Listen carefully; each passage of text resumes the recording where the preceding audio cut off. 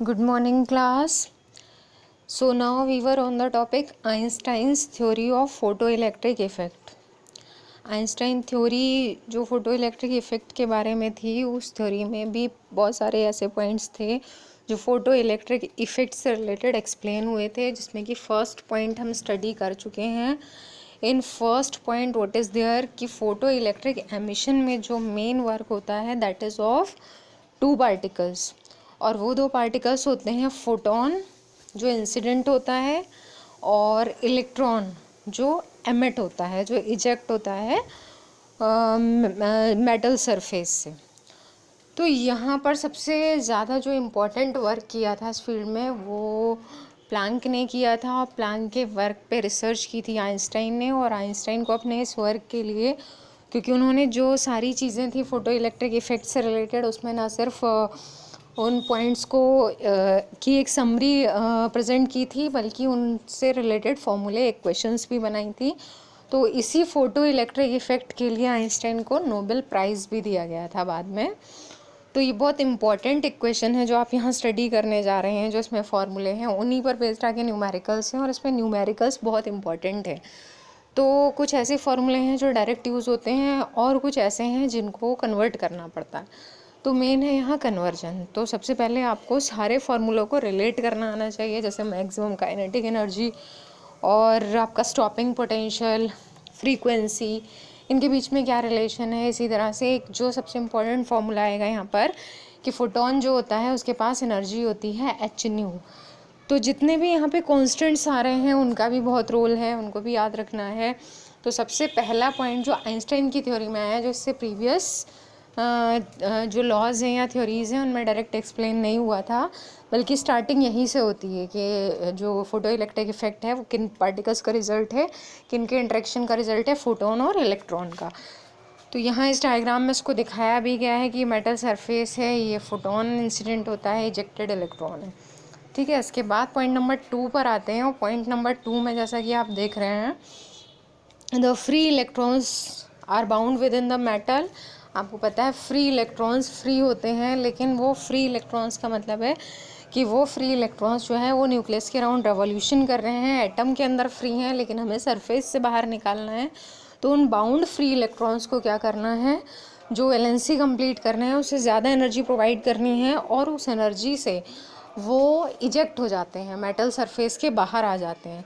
तो जो bound electrons थे and the minimum energy required to liberate an electron, और जितनी एनर्जी चाहिए उनको लिबरेट कराने के लिए, उनको इजेक्ट कराने के लिए, वो एनर्जी क्या कहलाती है, ये आपने पढ़ा है, वो एनर्जी कहलाती है वर्क फंक्शन. और इसका रिप्रेजेंटेशन जो होता है वो सिंबल W0 से होता है. क्लियर. तो दूसरा पॉइंट भी बहुत बेसिक है, ये आप पहले भी स्टडी कर चुके हैं कि जो जितनी एनर्जी से इलेक्ट्रॉन्स बाउंड हैं उतनी एनर्जी या उससे ज़्यादा एनर्जी प्रोवाइड करनी होती है इलेक्ट्रॉन्स को लिबरेट कराने के लिए मेटल सरफेस से. तो वो एनर्जी क्या कहलाती है, वर्क फंक्शन. और हर एक मेटल सरफेस का, हर एक मेटल का वर्क फंक्शन अलग होता है, और इसी बात पे डिपेंड करता है कि किसका वर्क फंक्शन कितना है और उसके इलेक्ट्रॉन्स को कितनी एनर्जी प्रोवाइड करनी है. या दूसरे सेंस में हम कह सकें कि जो लाइट इंसिडेंट हो रही है, जो रेडिएशंस इंसिडेंट हो रहे हैं, उनकी फ्रीक्वेंसी कितनी है, वो भी वर्क फंक्शन पर ही डिपेंड करती है. तो दूसरा पॉइंट किसके बारे में है, वर्क फंक्शन के. अब आते हैं हम पॉइंट नंबर 3 पर, that is also one of the very important point. Third point ये बताता है कि जो फोटोन है, सबसे पहली बात तो आपको याद रखना है फोटोन की एनर्जी. फोटोन की एनर्जी कितनी है, एच न्यू. ये सिंबल का यहाँ ध्यान रखिएगा, because I have no other symbol to make here nu. और आपको पता है न्यू कैसे बनता है, nu the symbol of frequency is made like this. तो यहाँ V मैंने सिंबल क्योंकि जो अवेलेबल था उसी को यूज़ किया है, लेकिन एक्चुअली ये सिंबल क्या है, न्यू. H new. एच क्या है, प्लैंक्स कांस्टेंट. आपने पहले भी इसको प्लैंक्स कांस्टेंट को स्टडी किया है, 11th क्लास में भी था ये.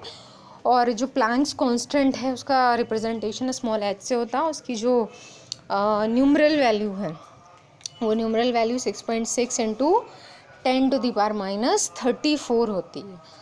तो फिलहाल न्यूमरल वैल्यू का यूज़ आगे है. अभी आपको याद रखना है कि फोटोन, जो कमिंग फोटोन है, जो हर एक फोटोन के बारे में आपने पढ़ा है कि ये डिपेंड करता है फ्रीक्वेंसी कितनी है रेडिएशन की, तो उसी फ्रीक्वेंसी का यहाँ रोल है। एच तो कांस्टेंट है सभी के लिए, जिसकी फ्रीक्वेंसी जितनी है उसके अकॉर्डिंग ही उसकी एनर्जी डिसाइडेड होती है, क्योंकि एनर्जी का फॉर्मूला क्या पढ़ चुके हैं अब आप, h nu. This is the very important relation, इस पे बेस्ड न्यूमेरिकल्स हैं and I will start giving the numericals to you. तो याद रखिएगा फोटोन की एनर्जी इतनी होती है, ठीक है। अब इसके जो सब पॉइंट्स हैं उन सब पॉइंट्स में ये बताया गया है कि जो फोटोन की एनर्जी है वो एनर्जी कैसे यूज़ होती है। तो वो एनर्जी दो पार्ट्स में, दो वेज में यूज़ होती है। वो दो वेज कौन से हैं ये सब ऑलरेडी एक्सप्लेन्ड है, लेकिन इनको जब सम अप किया गया तो हर एक चीज़ को हर एक पॉइंट के अंदर प्रॉपरली सेटअप किया गया। तो एनर्जी के दो यूज़ क्या हैं। एनर्जी का पहला यूज़ है कि फोटोन अपनी एनर्जी जैसे ही स्ट्राइक करता है मेटल सरफेस से तो अपनी एनर्जी किसको ट्रांसफ़र करता है, इलेक्ट्रॉन को, ठीक है। तो पहला पॉइंट क्या है, एनर्जी ट्रांसफ़र होती है इलेक्ट्रॉन को।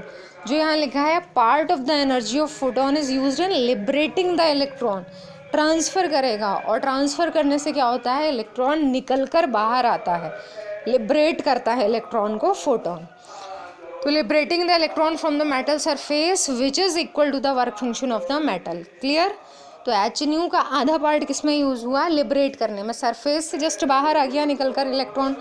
अब सरफेस से बाहर आने का मतलब ये नहीं है कि जो हमारा टारगेट था वो पूरा हो गया। सरफेस से बाहर आने के बाद अब इलेक्ट्रॉन के पास इतनी एनर्जी भी होनी चाहिए कि वो इलेक्ट्रॉन आगे जो उसको वर्क करना है वो वर्क कर सके, यानी कि वो मूव कर सके, यानी कि उसके पास काइनेटिक एनर्जी होनी चाहिए, ठीक है। तो बिल्कुल इस तरह का प्रोसेस है।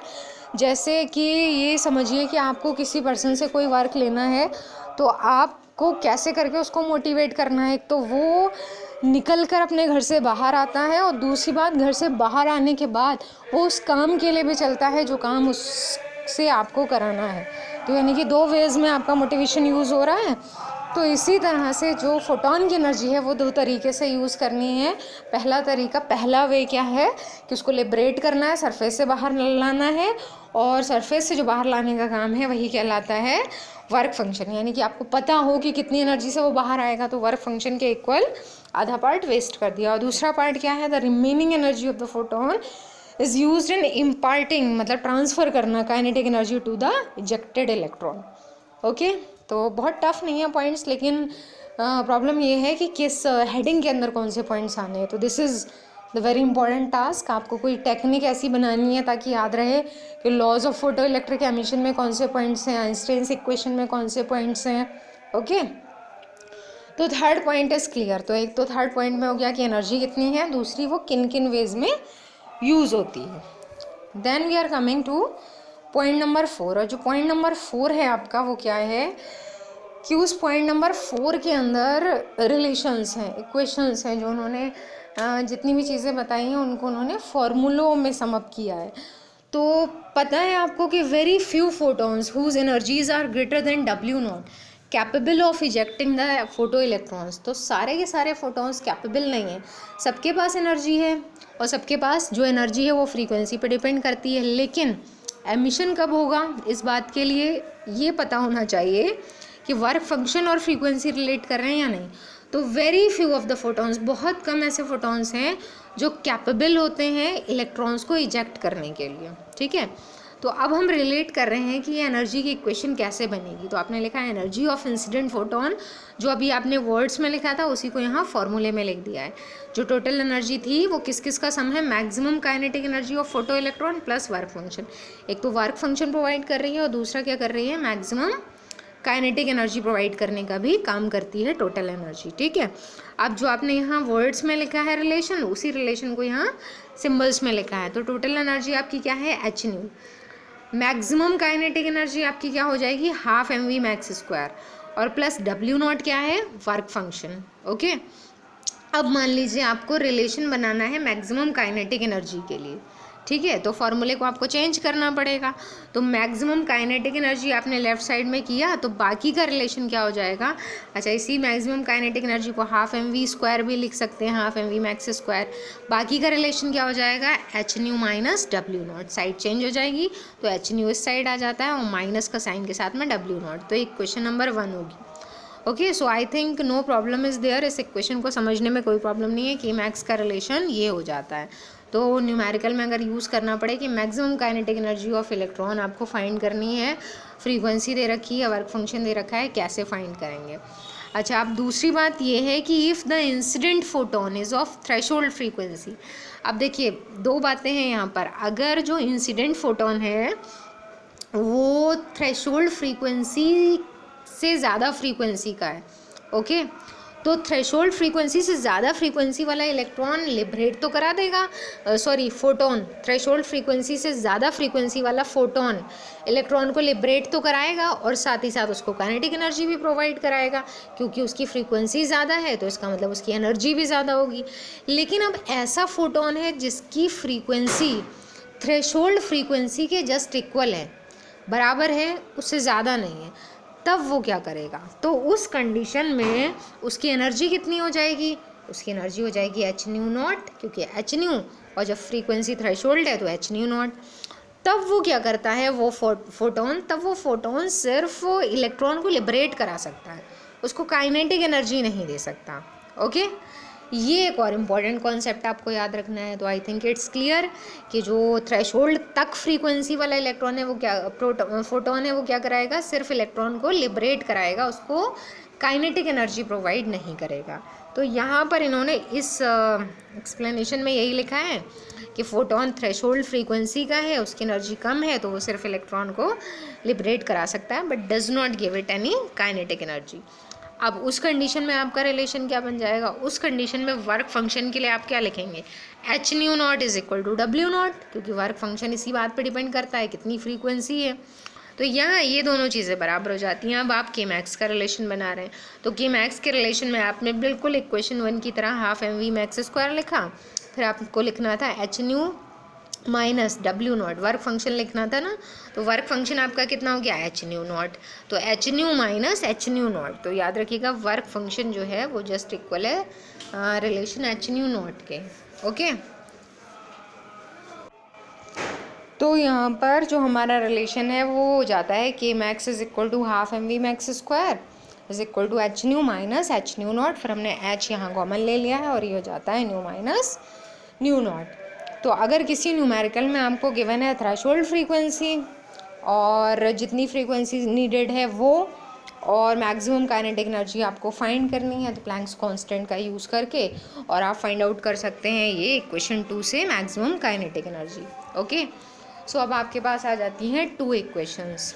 उसके बाद इक्वेशंस 1 और 2 जो है इंपॉर्टेंट इक्वेशंस हैं, ये ही आपकी कहलाती हैं Einstein's photoelectric equation and can be used to explain the laws of photoelectric effect, जो हम अभी पढ़ेंगे।